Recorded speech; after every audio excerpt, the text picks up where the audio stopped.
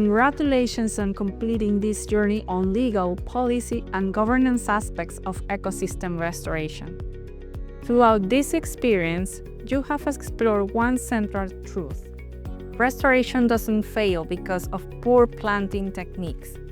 It fails when the systems around it, legal, policy, governance, and tenure, are too weak to support success.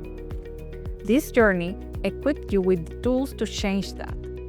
You have learned how to assess enabling conditions, navigate legal and policy frameworks, address land tenure, and build support through inclusive, participatory approaches. Most importantly, you have seen that restoration is about more than ecosystems. It's about rights, relationships, and creating systems that work for people and nature.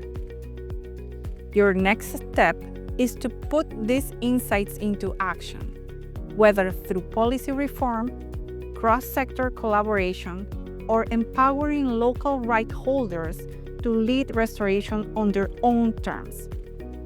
Because healthy landscape needs strong foundations, and those foundations are legal, policy, and governance systems that work. Thank you for joining this journey.